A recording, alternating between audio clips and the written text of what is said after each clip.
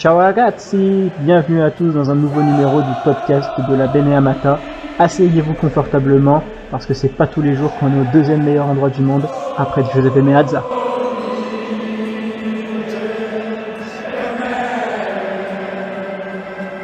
Bonjour à tous et bienvenue dans un nouveau numéro du Focus. Toujours un plaisir de vous retrouver pour ces podcasts hebdomadaires.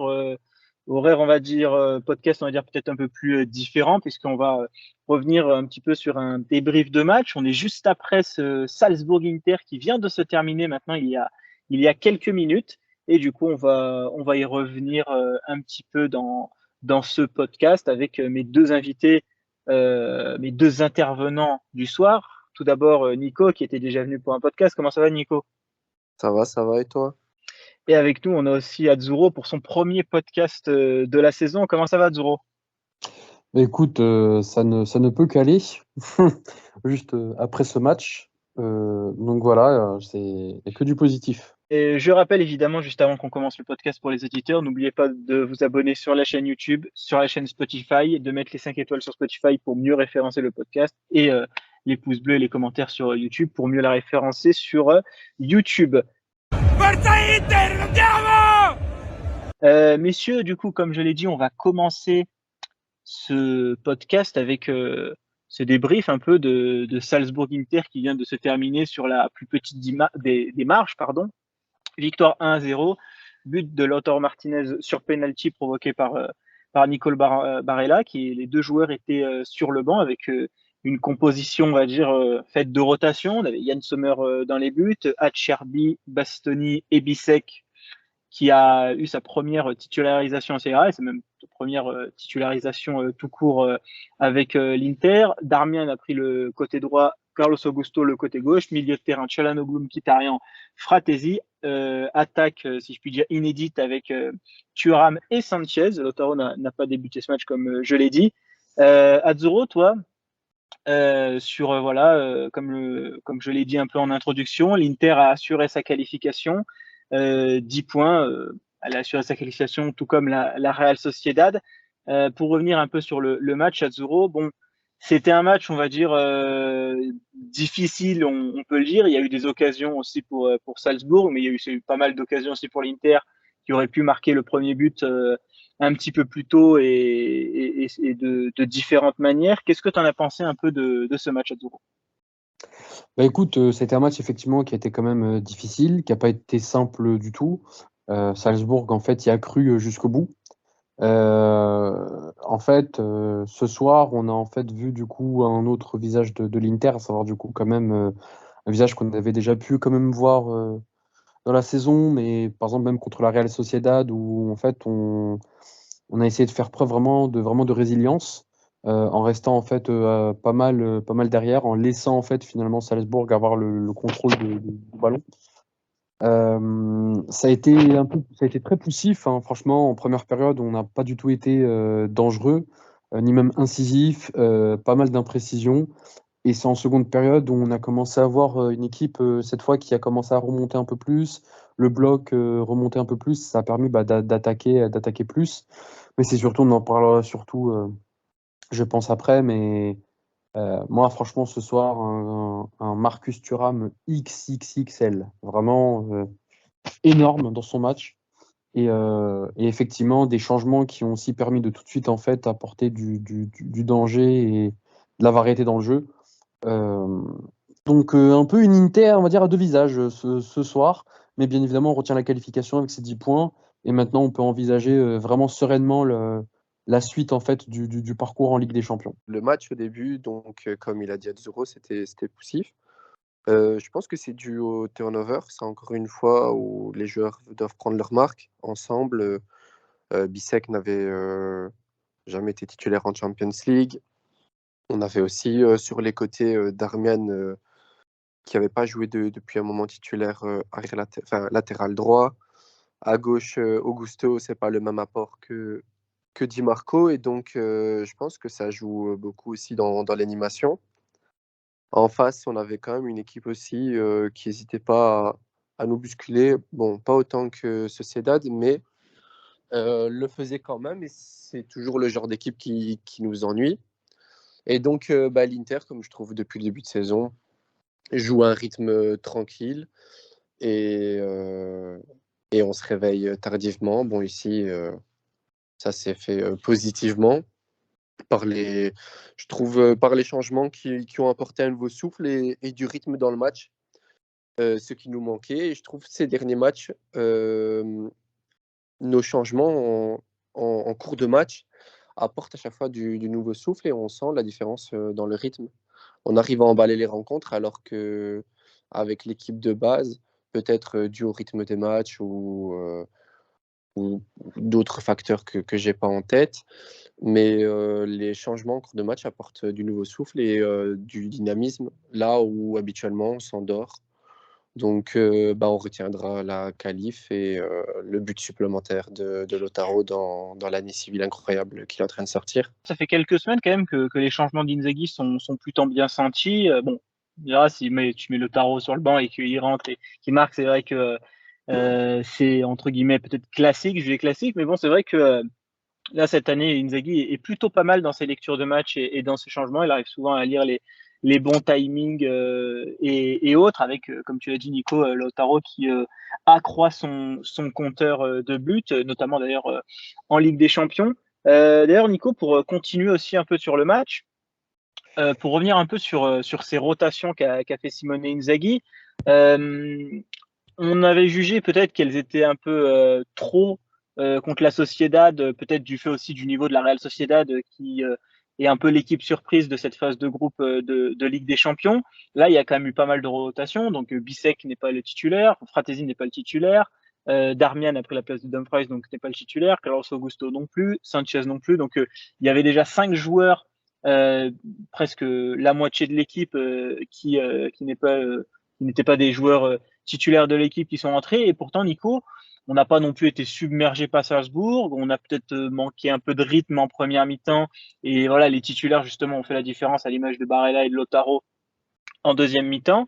Mais là, Nico, on a quand même senti que on a été moins submergé par tous ces nouveaux changements et toute cette rotation faite par Inzaghi sur ce match contre Salzbourg que par rapport à la Sociedad.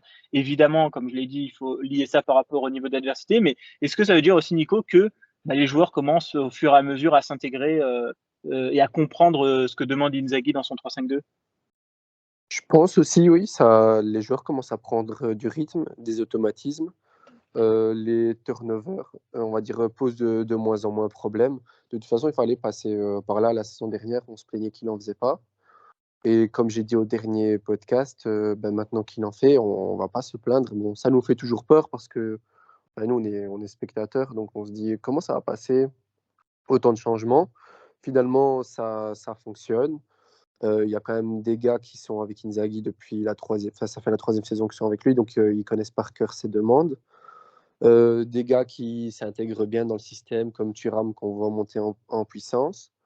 Et les nouveaux, oui, qui s'intègrent bien dans le système et toujours aux demandes de Inzaghi. Donc, je pense que c'est de plus en plus, enfin, que du positif au niveau des turnovers pour l'instant. Et il est aussi, on va dire, un peu limité à cause des blessures de Arnautovic et Cuadrado. Donc, s'il n'en fait pas, ces joueurs vont être cramés à la mi-saison et on va vite avoir des périodes comme l'année dernière avec les joueurs ils sont cuits et on va enchaîner les défaites et tomber dans une spirale négative. Donc là, les turnovers sont positifs et franchement, la gestion d'Inzaghi depuis le début de saison, on ne peut pas lui reprocher grand-chose. Par rapport à la composition d'équipe de départ, je pense qu'Inzaghi voilà, a quand même mis pour moi l'équipe en fait, qu'il devait mettre, c'est-à-dire en fonction effectivement des fatigues, etc., de chacun des joueurs et l'état de forme. Ce que nous montre aussi ce turnover, c'est que aussi il y a des joueurs qui pour moi sont pas encore vraiment mis au diapason. Et ça, c'est quelque chose qu'il va falloir essayer de corriger vraiment. J'entends par là, par exemple, Fratesi, qui pour moi ne fournit pas assez. Je le trouve pas du tout en fait incisif et vraiment en fait assez impactant par rapport justement à la présence qu'il est censé avoir. On a vu par exemple la différence vraiment quand Barella est rentré, ça a été tout de suite autre chose. Euh, donc, ce que ça a permis de voir aussi, c'est qu'il y a des joueurs qui vraiment sont en constante aussi progression. Je parle par exemple d'Aslani. Moi, Bissek m'a fait une très très bonne impression. Sa première titularisation en match de Ligue des Champions à l'extérieur. Franchement, bravo pour un joueur qui jouait en fait il y a à peine quelques mois au Danemark, quoi. Donc ça, franchement, c'est aussi très très très très positif. Euh, Il y a des joueurs aussi, voilà, qui m'ont déçu aussi comme Sanchez. Mais bon, on va dire que si on essaie de retenir le meilleur, c'est que au moins avec un effectif, on va dire un petit peu plus fourni, on n'a pas forcément juste en fait des changements, des remplacements numériques. On a des joueurs qui arrivent à montrer quand même un peu plus que ça sur le terrain et qui, je l'espère, vont monter en puissance pour créer du coup, voilà, l'objectif c'est de créer une concurrence saine et permettre en fait à chaque joueur de pouvoir se dépasser et se dire que finalement ma place n'est pas assurée. Et pour revenir du coup par rapport à Inzaghi, je pense qu'Inzaghi a du coup a une lecture du match avec du coup des changements qu'il fallait faire. Pour Bissek, autant je pense qu'Inzaghi est est vraiment un psychopathe sur les cartons jaunes et il a vraiment une phobie des cartons jaunes. Donc c'est aussi peut-être pour ça qu'il a changé Bissek ou peut-être que dans son idée de base, il allait faire entrer De Vrij. Mais en tout cas, pour l'instant, la gestion de l'équipe se fait bien. On a des joueurs qui tournent. Et, euh, et je l'espère que justement, pour compléter du coup ce qu'a dit Nico juste avant, c'est que on va plus voir de trous en fait dans la saison. Un trou où en fait on a un passage à vide énorme comme on l'a eu déjà avec les 2 premières saisons avec Inzaghi. J'espère qu'on va plus revoir ça. Là, au moins, on est qualifié avec 2 tours d'avance pour les huitièmes de finale. Franchement, c'est à souligner. C'est franchement super, quoi. On va se projeter du coup, messieurs, hein, par rapport voilà, à cette qualification officielle de l'Inter avec ces 10 points. L'objectif change entre guillemets un peu de vue, même si je pense que l'objectif premier était toujours la première place. La Sociedad a gagné aussi son match contre Benfica, victoire 3-1.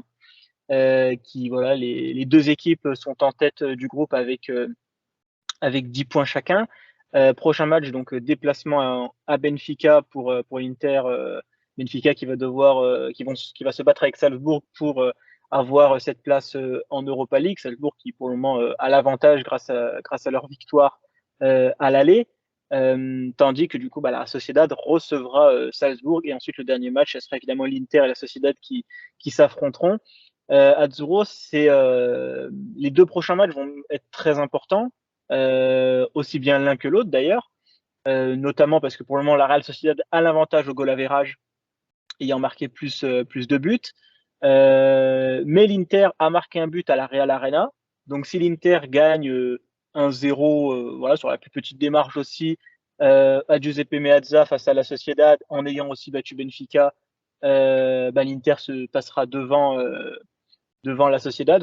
Il y a quand même aussi pas mal de grosses équipes aussi à Azzurro dans les autres groupes. Manchester City est toujours premier, le Barça, le Bayern, le Real Madrid est aussi premier. Donc la première place n'est pas juste entre guillemets entre guillemets un désir une sorte de caprice d'enfant, mais bien quand même une nécessité aussi pour et s'espérer avoir peut-être un huitième de finale aussi un peu plus facile. Azzurro, mine de rien, est-ce que aussi Inzaghi va devoir mettre des équipes aussi compétitives, peut-être encore plus compétitives que ce qu'on a vu face à Salzbourg, notamment contre Benfica au retour et la Real Sociedad, parce que cette première place, l'Inter en a besoin entre guillemets aussi économiquement pour avoir aussi de meilleurs revenus parce que voilà les premiers entre guillemets sont mieux rémunérés que les deuxièmes, mais aussi par rapport à un système de poule où tu vas aussi affronter des équipes moins fortes entre guillemets que celles que tu pourrais affronter si tu finissais deuxième. Alors, bien évidemment que la première place, elle est absolument à aller chercher. On a bien vu la saison dernière que c'est par le biais d'un tirage au sort, on va dire, plutôt clément, qu'on arrive quand même à pouvoir aussi atteindre des phases avancées en fait de la compétition. Je dis pas que voilà, c'est pas possible du coup si on tombe sur entre guillemets des poids lourds de pas passer, hein, tout est possible. Mais c'est clair et net que ça donne quand même beaucoup plus de chances. Parce que si aujourd'hui, si on fait un petit peu à 2 journées de la fin du coup des phases de poule de Ligue des Champions, tu prends dans le groupe A, tu as le Copenhague qui du coup est deuxième, le Bayern premier, tu as Arsenal PSV dans le groupe B pour l'instant, le Real Madrid Napoli dans le groupe C. Nous, tu as le groupe E, tu as l'Atlético et la Lazio, PSG Dortmund dans l'autre groupe, et pour le reste, on a Manchester City, Leipzig et Porto Barcelone. Donc tout ça pour dire quoi? Pour dire que du coup, si on essaie de se projeter un peu, finir premier, ça nous éviterait de tomber sur une équipe comme le Bayern, Arsenal, le Real, l'Atlético, enfin voilà quoi, ou PSG Dortmund, enfin même City. Donc c'est clair net qu'il faut absolument les viser du coup cette première place. Et je suis certain du coup que connaissant Inzaghi, euh, Inzaghi, pour le coup, en compétition, surtout en Ligue des Champions, c'est un entraîneur qui ne lâche rien, en fait. C'est-à-dire que, euh, enfin, même en fait, une qualification à 2 journées de la fin, ok, c'est bien. Ça permet d'aborder effectivement les matchs avec un peu moins de pression, mais pas forcément sans pression. Parce que le match contre le Benfica, par exemple, qui doit du coup jouer quand même une place, comme tu l'as dit, en Europa League, ils vont pas, enfin, on va pas du coup aller jouer chez eux, voilà, les mains dans les poches. Les mecs vont quand même essayer de gagner. Nous, il faut absolument continuer de gagner parce que la Real Sociedad, c'est pareil, ils vont jouer à fond du coup contre Salzbourg. Donc, c'est clair et net que la première place du groupe, elle va se jouer maintenant du coup effectivement entre l'Inter et la Real Sociedad, mais c'est absolument, c'est loin d'être gagné. Ensuite, effectivement, en termes de ranking, en termes du coup de revenus, c'est clair que ça donne aussi un énorme coup de boost, puis même en termes d'exposition. Mais il y a une chose aussi très importante aussi, c'est que normalement, alors je ne sais pas si c'est effectivement complètement mathématique ou si c'est quasiment fait, mais c'est aussi maintenant la qualification du coup au Mondial des clubs pour 2025 tout de même, qui est aussi à souligner, qui est vachement important parce que cette compétition, elle est hyper attendue. C'est une compétition qui va aussi générer énormément de revenus et c'est que les quelques clubs qui du coup vont pouvoir y participer. Et Inter, par le biais de son parcours l'année dernière et de cette année, en se qualifiant pour les huitièmes de finale cette année, va pouvoir en fait normalement quasiment y participer. Donc c'est pas du tout à exclure, c'est super important. Et je crois même, si je dis pas de bêtises, que Marotta en avait parlé dans une interview il y a quelques jours, si je dis pas de bêtises. Euh, donc absolument, hein, vraiment, la première place, elle est complètement à aller chercher.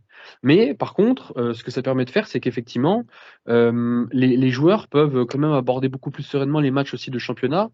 Je rappelle comme ce week-end qu'on a un énorme match à jouer du coup contre la Juventus et ça permet en fait d'aborder vraiment les matchs aussi Alors, c'est beaucoup pas plus encore contre la sereinement. Juventus à 0. Là, d'abord, c'est Inter Frosinone, et ensuite, il y a le match Autant, contre la Juve à autant pour moi. l'extérieur, le match contre Benfica à l'extérieur, et le match contre le Napoli à l'extérieur. La fameuse série de 3 matchs à l'extérieur juste après Ouais, la trêve. voilà, non, autant pour moi, oui. Donc d'abord, effectivement, c'est Frosinone d'abord, et effectivement ensuite, ça sera du coup le Benfica et Juventus ensuite, c'est ça, hein, si je dis pas de bêtises. Juventus, Benfica, Napoli. Juventus, Benfica, Napoli. Donc du coup, effectivement, voilà, ça permet d'aborder quand même le match quand même beaucoup plus sereinement.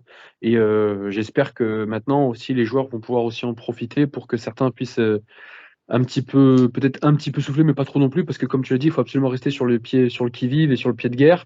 On a 3 gros déplacements qui arrivent, mais cette qualification, elle permet de faire souffler. Nico, Bastoni vient de s'exprimer par rapport à la qualification, voilà, heureux de la qualification à huitième, mais il a bien rappelé que la première place reste importante. Est-ce que pour toi, Nico, elle est importante ou est-ce qu'elle est cruciale, cette première place? Importante, parce que crucial, ça voudrait dire qu'on jouerait notre saison dessus. Elle est, on va dire, très importante, dans le sens où, ben voilà, comme ça a été dit avant, tous les premiers des autres groupes, c'est que des gros clubs qui pourraient nous poser de très gros problèmes. Et je pense aussi, d'un autre aspect, il faut confirmer que notre parcours de l'année dernière en allant jusqu'en finale, et en finale, on a loin d'avoir été ridicule contre City, mais il faut pour moi confirmer en terminant premier du groupe, surtout qu'on a un groupe sans manquer de respect aux autres équipes, parce que Sociedad joue très bien et Salzbourg, avec ses moyens, nous a posé quand même certains problèmes. Mais on est censé être premier, parce qu'on est les favoris de ce groupe. Donc je pense que pour le côté confirmation et le moral de l'équipe, c'est important de terminer premier. Petit mot très rapide, Nico, aussi sur l'homme du match qui est Lautaro Martinez, but contre la Sociedad, but contre Salzbourg aussi avec ce 1-0. Bon, malheureusement, il n'a pas pu être décisif de la sorte face à Benfica malgré toutes ces, toutes ces tentatives. Voilà, en Ligue des Champions, on lui demandait les buts décisifs. Pour le moment, Lautaro Martinez vient de rapporter 4 points à l'Inter. Il est en train de passer le cap, j'ai l'impression qu'on attendait de lui. On attendra la deuxième partie de saison pour voir s'il a pas son trou d'air, mais je ne vais pas lui porter l'œil parce que la saison qu'il est en train de lâcher, elle est incroyable. Le nombre de buts, même l'impact qu'il a dans le jeu, il est beaucoup moins brouillon. Il fluidifie le jeu. Je pense aussi que Thuram lui apporte aussi beaucoup de bien dans son jeu. Il le libère sur beaucoup de choses, puisque Thuram a une grosse activité et facilite nos attaques. Donc, franchement, c'est notre top player actuellement et il porte très, très, très bien l'équipe. Et le brassard de capitaine lui va très bien. Messieurs, on va passer du coup au deuxième thème de notre podcast. Je pense que voilà, pour ceux qui suivent l'actualité de l'Inter, vous n'avez pas dû le louper. C'est Thomas Ziliakus, le richissime Finlandais, qui a fait une déclaration choc, si on peut dire, il y a maintenant quelques jours, où donc je vais vous lire la phrase l'interview entre guillemets qu'il a donnée à Frank Vanni de Repubblica, si je me trompe pas, par rapport à une offre de l'Inter. Je suis sérieux, donc je cite, je suis sérieux, cette semaine ou la semaine prochaine au plus tard, les propriétaires de l'Inter recevront de ma part une proposition adaptée pour l'achat du club. Donc Ziliakus se positionne entre guillemets officiellement pour racheter le club. Nous avons parlé il y a quelques mois avec Steven Zhang. Depuis, j'ai parlé avec les banques depuis, j'ai parlé avec les banques. Si mon offre est acceptée, je serai prêt à commencer immédiatement les fameuses diligences sur les comptes de l'Inter. Pour vous lire aussi un peu d'autres informations qui sont passées par là, donc Ziliakus et son entreprise ont publié un communiqué de presse officiel décrivant le fait qu'ils ont levé 2,5 milliards de dollars auprès d'investisseurs pour justement acheter l'Inter. Alors c'est pas 2,5 milliards pour juste l'achat de l'Inter, c'est 2,5 pour l'achat de l'Inter bien évidemment, mais aussi pour investir après évidemment. Et Ziliakus a dit qu'il fera une offre pour l'Inter justement en utilisant une partie des fonds. On va revenir sur quelques phrases aussi qu'il a dites, mais pour le moment on va se contenter un peu quand même de cette annonce publique déclarée par lui-même, sans passer par des relais d'information.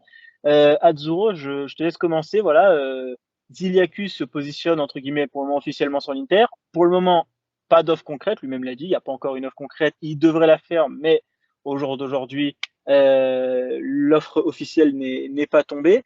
Qu'est-ce que tu en penses un petit peu, Azzurro, info ou intox? Alors, moi, en soi, je pense que c'est vrai. Je veux dire, il n'y a pas de raison qu'on ait quand même comme ça, un homme d'affaires qui annonce avoir justement faire une levée de fonds. Donc, du coup, effectivement, derrière, il y a aussi tout ça.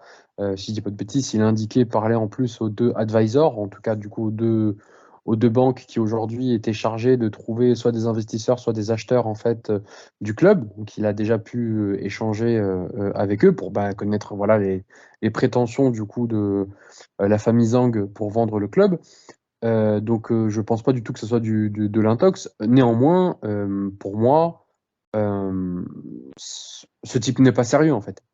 Parce que dans le monde de la finance, on n'annonce pas en fait comme ça, via des interviews, via en plus comme ça, des espèces de podcasts en plus faits avec honnêtement même pas des magazines ou des personnes en fait, des journalistes en fait spécialisés dans le domaine. On n'annonce pas comme ça, en fait, voilà, je vais faire une offre qui va convenir, je le pense, j'ai confiance, je vais acheter l'Inter, j'ai des projets, des ambitions.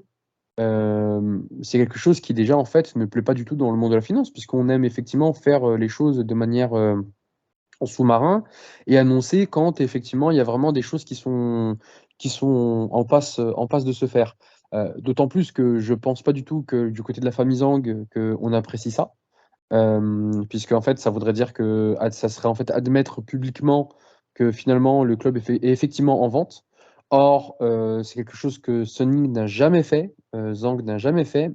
On a eu effectivement on a des signes en fait du monde financier qui indiquent que justement le club normalement doit être vendu par rapport à la situation financière du club, mais ça n'a jamais été en fait confirmé.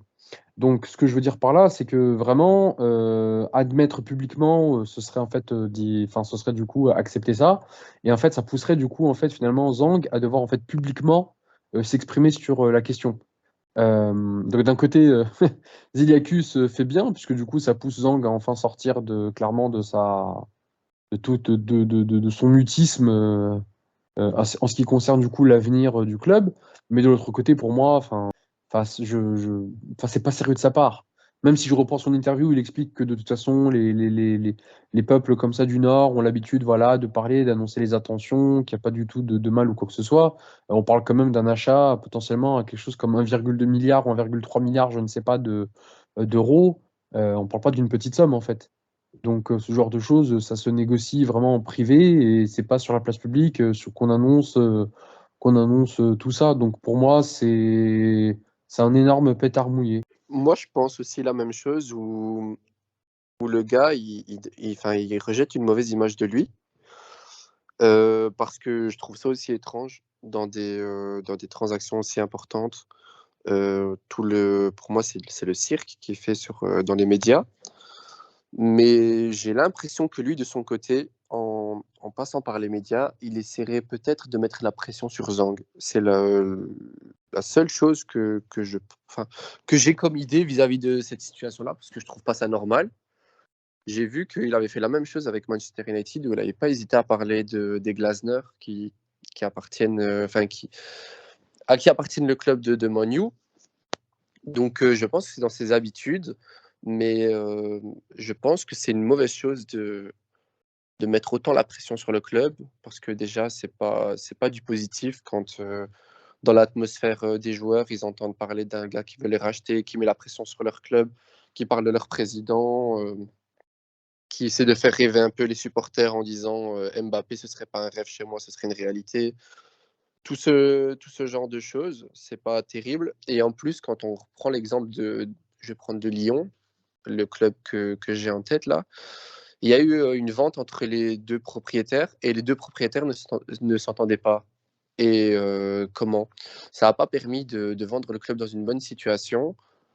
Et on voit l'état actuel de leur club, c'est une catastrophe. Et je pense que c'est pas une bonne chose quand deux dirigeants sont, on va dire, en conflit et que le club est vendu parce que il n'y a pas une bonne atmosphère, les choses sont pas faites correctement. Donc, j'aimerais pas qu'il crée, on va dire, une tension avec Zhang et que le club soit vendu, on va dire, à la va-vite et que lui se retrouve dans un chantier et qu'il ne soit pas au courant par exemple, de toutes les dettes ou tous les projets qui étaient en cours. Donc, j'espère qu'il sait ce qu'il fait. Je pense que quand on gère autant d'argent, on doit plus ou moins savoir ce que l'on fait. Mais j'espère me tromper en disant que ça peut être très négatif pour nous. Je me répète, mais tout le cirque qu'il fait dans les médias, quoi. Je vais vous donner une petite aussi d'autres déclarations un peu qu'il a faites. Donc, Zoro t'a parlé sur le fait que je suis trop médiatique, qui dit voilà, je suis scandinave et nous sommes très ouverts sur le plan communicatif. Pour nous, il n'est pas étrange de communiquer nos intentions sur les réseaux sociaux. Nous n'entrons pas dans les détails, mais nous portons nos idées à l'attention des fans. Donc, quand tu parles de son milliard et tout, il parle évidemment des supporters qui sont très importants dans ce qu'il veut faire, que l'Inter, c'est une équipe qui doit viser à remporter le Scudetto et la Ligue des Champions. Et que voilà, donc ils montent un peu aussi l'entreprise. Comme tu l'as dit, Nico, il parle aussi du projet un peu que Mbappé, ça ne serait pas un rêve, mais lui, il veut une équipe composée de 11 joueurs et pas seulement d'un seul joueur. Il dit connaître à peu près les intentions et les demandes de Steven Zhang concernant le prix, mais qui veut évidemment pas le dire en public. Nico, j'aimerais aussi te faire réagir sur la déclaration de Biazin, qu'on connaît bien dans le monde Inter par rapport justement à son commentaire sur la possible acquisition de Ziliakus. Donc il dit, je crois qu'il y a des intentions sérieuses et beaucoup d'enthousiasme, mais avant de réaliser ces projets, nous devons faire face à la réalité. Et la réalité n'est pas si simple. L'idée d'augmenter les revenus avec les nombreux fans à travers le monde me fait un peu peur. C'était un peu le projet des propriétaires chinois à l'AC Milan et on sait que ça ne s'est pas très bien terminé. Et il finit sa phrase en disant qu'il reste un peu sceptique. Nico, est-ce que par rapport à ce qu'a dit Biazin, Est-ce que voilà, tu étais aussi un peu sceptique aussi, un peu comme Biazine, mais est-ce que tu valides un peu aussi les arguments qu'il a avancés, comme quoi voilà, il y a beaucoup de communication, beaucoup de paroles, peut-être aussi beaucoup d'effets d'annonce aussi, mais avec le risque que ça peut se fail, comme ça s'est fail aussi chez les Chinois quand ils avaient racheté Milan il y a quelques années. Ben, moi, je suis pas trop emballé par quelqu'un qui fait autant de déclarations parce que plus tu vas faire des déclarations, plus on va t'attendre, donc plus la pression sera forte. Euh, pour moi, si un investisseur arrive chez nous, la priorité, c'est le stade. On doit avoir notre propre stade pour avoir 100% des revenus et tout ce que ça génère autour. Euh, pour moi, la priorité, c'est même pas un président qui arrive et qui investit spécialement sur le mercato, c'est vraiment tout ce qu'il y a autour que le club sache, on va dire, générer énormément d'argent, être quasi en autofinancement, même si c'est pour moi pas ce qui fonctionne le mieux dans le football actuel quand on est face à des clubs comme City, PSG et d'autres clubs qui savent lâcher de grosses sommes. Mais comment? Mais pour moi, ça doit passer par là et puis investir sur le mercato. Donc j'espère que c'est quelqu'un qui sera là pour un projet sérieux et stable et pas juste faire rêver les supporters avec des mercatos et sans spécialement comment nous laisser une base solide, quoi. Je vais reprendre en fait du coup les propos que tu as cités de Biazine, qui, je pense que les intentions sont sérieuses. On fait pas une levée de fonds pour s'amuser. Voilà. D'autant plus que si tu prends l'interview justement de Ziliakus, il t'explique que par rapport à cette levée de fonds, tu as des personnes qui ne s'intéressent pas spécialement au monde du football, mais qui ont envie en fait, d'investir. Donc, il y a des personnes qui effectivement sont prêtes à se lancer justement dans ce genre de domaine. Néanmoins, procéder de cette manière, comme je l'ai dit tout à l'heure et comme l'a rappelé effectivement du coup Nico, ça serait en fait mettre Zhang sur le devant de la scène. Ça serait en fait le pousser publiquement à dire, si jamais effectivement quelqu'un se présente avec une offre de 1,2 milliard d'euros, s'il refuse, c'est qu'effectivement le club n'est pas en vente. Il n'y a pas de problème. Si par contre, effectivement, il y a vraiment, il accepte ou du moins il écoute, c'est qu'effectivement le club est en vente. Or, lui, en fait, depuis du coup déjà plusieurs saisons, depuis la saison post-Covid, n'a jamais en fait admis clairement mettre en vente le club. Néanmoins, par contre, on le sait que les banques du coup on va dire de référence du club et de la famille Zhang se bougent pour trouver effectivement soit des investisseurs, soit un acheteur, puisqu'on le sait que par rapport à la situation du club, auprès du coup contracté auprès de Octree, il faut effectivement le rembourser, sauf qu'avec des taux d'intérêt qui sont juste stratosphériques, le club est vraiment mis en difficulté. C'est vraiment grâce au miracle sportif du club pendant les 2 dernières saisons qu'on arrive en fait aujourd'hui à vraiment pouvoir suivre. En fait, on verra très rapidement quelles sont les intentions de Ziliakus, mais aussi celles de Zhang, puisque du coup, apparemment, d'après Ziliakus, une offre va être transférée assez rapidement. Et vu le côté vraiment extrêmement bavard du bonhomme, il nous communiquera tout de suite si justement l'offre a été acceptée ou refusée. Donc en fait, à partir de là, voilà. Néanmoins, si l'offre est acceptée, il se peut aussi que de son côté, il soit tenu par le secret des affaires. Et du coup, on n'aura pas en fait forcément trop de nouvelles là-dessus. On verra bien. Mais je reviens aussi une dernière chose, je termine là-dessus sur ce qu'a dit Biazine, sur le fait que voilà, à augmenter les revenus à travers les fans dans le monde, c'est quelque chose qu'effectivement avait tenté de faire les propriétaires chinois au Milan. Je pense pas que le plan de Zilacus, ça soit de baser les revenus, enfin vraiment que sur ça. Ça me paraît hyper réducteur. On va pas chercher 1,2 milliard d'euros pour dire finalement j'achète un club pour que je tente juste d'augmenter les revenus par le biais de fans ou de merchandising. Ça passe aussi par beaucoup d'autres choses. Et je pense pas sincèrement que lui ou même les personnes qui le conseillent vont lui dire effectivement de se jeter sur un club comme l'Inter juste en ayant ça en tête. Il y a, je pense, un autre projet. Maintenant, à savoir si effectivement ça va être accepté, si ça va se concrétiser. Moi, je dirais plus non que oui. Voilà. Messieurs, vous en avez l'habitude maintenant, place au quiz. Place, je crois, au 4e quiz ou 5e quiz, je crois plus, 4e quiz de la saison. On va rester un peu dans le thème Ligue des Champions. Il n'y aura que des questions Ligue des Champions. Bon, une question Europa League, mais qui a fait suite campagne de Ligue des Champions. Nico, Azzurro, est-ce que vous êtes prêts? Oui. Oui. Eh bien, on commence avec la première question. L'Inter affronte Tottenham pour son retour en Ligue des Champions en 2018-2019. Victoire 2-1. Qui est le buteur pour les Spurs? Donc, allez-y, Hugminson. squeezez dès que vous avez des noms. Non, pas Hugminson. Winks. Tu m'as dit? Winks. Non, pas Winks. 1-0. Eriksen, non? Eriksson, bien joué. Point pour Azzurro. C'est Eriksson qui marque le but pour les Spurs face à l'Inter. Toujours dans cette même campagne aussi de Ligue des Champions, donc 2018-2019. Citez-moi les gars, donc pareil au buzzer, dès que vous en avez un, vous donnez. 1 point par bonne réponse. Tous les buteurs du match opposant le Barça à l'Inter, match aller et match retour. Tous les joueurs qui ont marqué lors de ce match aller, match retour pour les deux équipes. Icardi. Icardi a marqué, 1 point. 2018-2019. Icardi a marqué du côté de l'Inter et du coup il vous manque Lautaro les 3 buteurs barcelonais. Parce que voilà, l'Inter n'a marqué qu'un seul but sur la double confrontation. Suarez. D'accord. Non, pas Suarez. Donc du coup. C'est 3 joueurs qui ne sont plus au Barça actuellement. Coutinho. Ansu Fati. Malcolm, non? Non, Ouais, Malcolm. Malcolm, c'est ça. Ouais, Ansu Fati, non? Ansu Fati, non. On a. Je vous donne les nationalités? Attends, tu m'as dit en 2018-2019, c'était ça, non? C'est ça. Première saison deuxième saison de Spalletti, mais première saison en Ligue des Champions. Le retour, quoi. Donc, tu avais dit Malcolm, c'est ça, Nico? Malcolm. Donc voilà, donc Malcolm et Icardi, donc ça c'est les 2 points. Et du coup, donc il vous manque un Brésilien. Jordi Alba. 2-2. Point pour Azzurro, Jordi Alba. Et il vous manque du coup le Brésilien. Que je pense qu'on a potentiellement connu à l'Inter. Rafinha.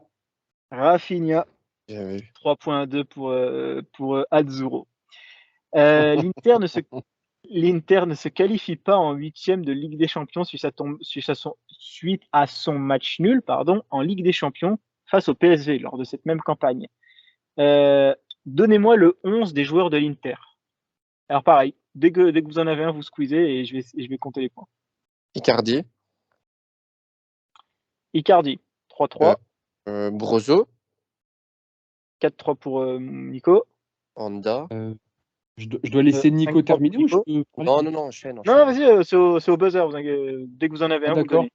De Vrij, Skriniar, Andanovic, alors, Asamoah, je me rappelle. Perisic. Je me rappelle très bien d'Asamoah. 6-6. Perisic. Il vient de le dire, Perisic. Pardon. Kandreva. 7-6. D'Ambrosio. 7-7. Ok, bon, je te l'avais dit. Valero, non? Non. Alors, punaise, il vous manque qui du coup? Parce que j'ai pas tellement compté. Alors, Andanovic, vous l'avez dit. D'Ambrosio, vous l'avez dit. Skriniar, De Vrij, vous l'avez dit. Asamoah, vous l'avez dit. Brozovic, vous l'avez dit. Oui, Ouais. oui, il l'a dit Nico en premier. Icardi, vous l'avez dit aussi. Perisic, vous l'avez dit. Donc, Kandreva, vous l'avez dit. Donc, ils en manquent 2. Donc là, il y a 7-7 si je me suis pas trompé. Il n'y avait pas Valero, Borja Valero, non? Non. Il vous manque 2. Ils sont plus à l'Inter. Donc, c'est ces joueurs-là. Je vous donne pas les nationalités quand même parce que là, là, ce sera plus facile. Les 2 jouent toujours en Serie A. On les a transférés dans 2 autres clubs de Serie A, 2 grands clubs de Serie A. 18-19, c'était. Tu as dit Politano. 8-7 pour Nico, si je me trompe pas. J'espère que j'ai eu les bons scores. Il récupère une bière en main comme ça en plein vol. Ouais, et il manque le dernier joueur, un Sud-Américain. Sud-Américain qui d'ailleurs, le club où il a été Tu as dit Vecino 8-8, bravo, j'allais dire, qui a martyrisé un club qui aurait dû. On leur a volé leur place entre guillemets en Ligue des Champions. Donc, Petit disclaimer avant de reprendre le quiz, ce n'était pas Mattia Vecino qui était titulaire lors de ce match, mais bien Borja Valero. Voilà, c'est juste une petite erreur durant cette question. 8-8, franchement, il y a du niveau, les gars. On est déjà à 8-8, c'est assez monstrueux. J'espère que j'ai bien compté. Normalement, j'ai pu bien noter tout ça. Donc, déjà, félicitations. On est déjà à 8-8. C'est déjà un très bon score. Quatrième question. Qui a tiré le coup franc qui a amené le but de Nicolo Barella contre le Slavia Prague au premier match d'Antonio Conte en Ligue des Champions avec l'Inter? Sensi, sur la latte. 9-8. Bravo pour Nico. Point pour Nico. Stefano Sensi a tiré le coup franc qui a amené le but. Inter contre Leverkusen. 5e question.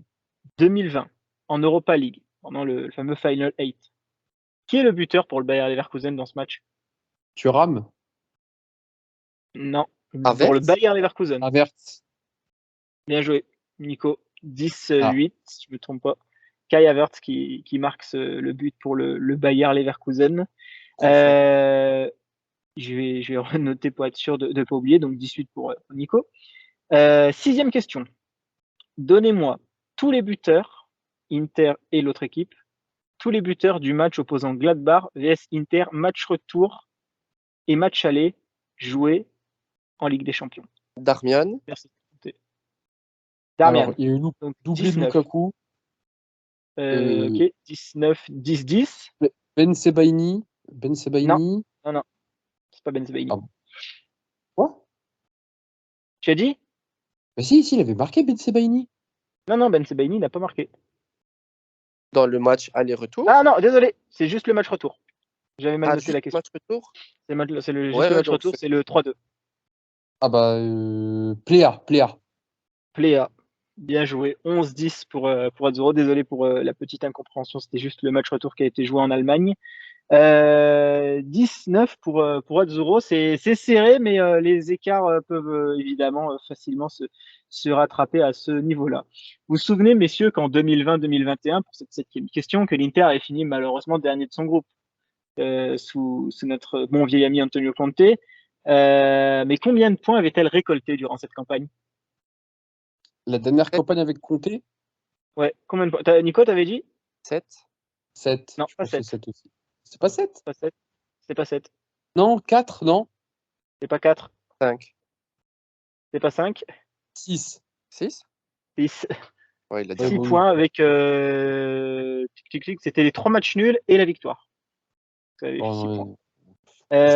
Point pour Azzurro, 11-9, si je me trompe pas. Au cas où, les gars, si je me trompe dans les scores, n'hésitez pas à me corriger tout de suite, parce que je suis en train de noter sur mon petit papier, mais on va éviter de faire des fautes. Il reste 3 questions. Question numéro 8. Encore une fois, citez-moi tous les buteurs interistes seulement les buteurs interistes qui ont marqué contre le Sheriff Tiraspol, aller et retour cette fois. Lautaro. Alors, attends, juste avant. J'étais à combien dans le score juste avant de la question? C'est 11-9. Ouais, t'as dit 11-9. 11-9. Je pensais que c'était 10-10, moi. Non, c'est bon, c'est bon. Ok, bah 11-10 du coup pour Nico. Donc l'autre, t'avais dit qui, Nico? Non. C'est égalité, je pense. T'avais dit qui là, Nico, juste là? Le nom? Ah, tu redis les scores là. Ok, j'avais dit Lautaro. Ah non, Lautaro n'a pas marqué. On reste à 11-9. Brozovic. 12-9. Zeko. 12-10. Sanchez. Non, il y a eu Brozovic, Skriniar. 12-11. 12-11. 13-11. Allez. Donc vous en avez dit. Mais je crois qu'il vous en manque qu'un, si je me trompe pas. Ouais, il vous en manque qu'un. Parce que vous avez dit Dzeko, Brozovic, donc 13-11. Dzeko, Brozovic, Skriniar, Sanchez, vous l'avez dit aussi, je crois. Sanchez, Ouais. Ok. Vidal, vous avez dit De Vrij, vous avez dit, non? Non, je n'ai pas dit De Vrij. Tu l'as pas dit. Ah bah merde. Bon bah merde, personne n'a dit De Vidal, Vrij. non, il y avait pas eu Vidal. Et des Vidal, du coup. Vidal, Donc 14-11, si je me trompe pas, avec mon petit papier, normalement. Donc ouais, tous les buteurs, vous les avez cités. Bon, malheureusement, De Vrij, j'ai malheureusement squeezé un peu le nom. 9e question. Donc, hop, j'ai noté le 13-11 pour éviter de le perdre.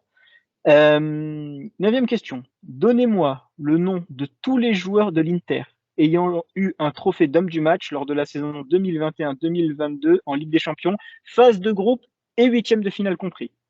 Brozovic. Combien il en a eu? Ah, Brozo, il en a eu 2, non? Non, il en a pas eu 2. C'est facile, ça. Combien il en a eu, Doro? Il n'a pas eu 3, il me semble. Il en a eu 3. On a joué 14-11, Barella, il en a eu un, je pense, contre Benfica. Non, Barella, il en a pas eu. Lautaro. Non, c'est la saison. Non, c'est la saison où on affronte le Sheriff Tiraspol. 2020-2021. Ah oui. Ok. 14-11. Tac. Donc il vous en reste 2. Parce qu'il y en a un qui prend 2 hommes du match. Lautaro? Non. Allez-y, donnez les noms pour les joueurs. Dzeko? Dzeko prend un homme du match. C'est toi, Nico, Skriniar, qui non? Ok, 14-12. Et Skriniar aussi qui le prend. 15-12. Skriniar qui le prend contre le Shakhtar et contre Liverpool. Et Brozo qui le prend contre le Real et 2 fois contre nos amis du Sheriff Tiraspol. Donc 15-12 si je me trompe pas. Alors Nico, tu peux égaliser avec la fameuse question que vous connaissez, le où joue, qui vaut 3 points sur cette dernière question. Donc Azzurro, tu peux te faire égaliser ou tu peux gagner ce premier quiz. Soyez bien attentifs. Où joue actuellement le Monténégrin Jovetic? Oh la vache. C'est pas où joue Ashley Cole. Hein. Oh, Ashley Cole, peut-être Ashley Young. Il joue? On peut pas avoir un indice là? Parce que franchement. Ah, pas tout de suite. Où joue Stéphane Jovetic? Pas tout de suite l'indice, ça va arriver. Il joue pas dans les 5 grands championnats européens. Ok. Ni au Portugal, et en plus, ni au Portugal, ni aux Pays-Bas. Donc c'est un championnat, c'est pas non plus, il joue pas en Estonie. Hein. C'est quand même un championnat.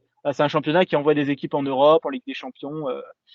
Ils ont pas envoyé d'équipe en Ligue des Champions cette année, je crois. Ils n'ont pas envoyé d'équipe en Ligue des Champions. Par contre, une équipe de leur championnat a fait mal à une de nos équipes françaises en qualification de barrage. En barrage? Ah bah c'est. Attention, j'ai dit une de ces équipes du championnat. J'ai pas dit cette équipe-là où il a Jovetic. Olympiakos? Donner un indice. Olympiakos, bien joué. Ah oui, bien joué en fait, quand tu m'as dit ça, j'ai pensé tout de suite à Panathinaikos Marseille. J'ai dit qui prend l'avantage sur ce quiz avec 18 à 12. Gros quiz, messieurs. Franchement, bravo. Très très bon niveau le quiz pour le moment avec le plus gros niveau qu'on a pu avoir depuis le début. Et du coup, Azzurro, tu rentres dans le cercle fermé avec Lorenzo, avec Félé, des premières victoires. Hein. Alors moi, je félicite mon adversaire. Hein. Il m'a donné du fil à retordre. Donc, mais voilà, en plus avec Nico aussi qui avait eu une première victoire. Donc voilà, tout le monde pour le moment a sa première victoire. Même P5, je crois, avait eu une victoire. Donc on en est au 5e quiz par rapport à ça. Écoutez, messieurs, on va se quitter sur ça, sur cette qualification officielle du coup de l'Inter en 8e de finale de Ligue des Champions. Prochain match en Ligue des Champions. Benfica à l'extérieur et la Real Sociedad au Giuseppe Meazza, et les prochains matchs en Serie A, donc réception de Frosinone ce dimanche, ensuite déplacement à la Juventus, déplacement au Napoli, donc on va terminer ce mois de novembre entre guillemets sur les chapeaux de roue avec quand même 3 matchs difficiles, parce que Frosinone, on est sur une équipe qui se laisse pas faire face aux gros, même en général en Serie A, donc on va voir un petit peu ce que ça va donner.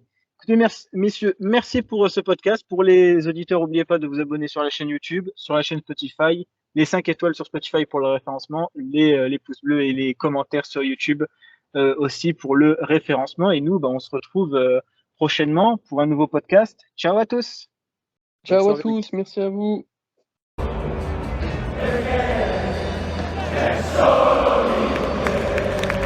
Merci à tous d'avoir suivi le podcast. N'oubliez pas de lâcher un like, de vous abonner et on se retrouve très prochainement pour un prochain podcast. Ciao tutti!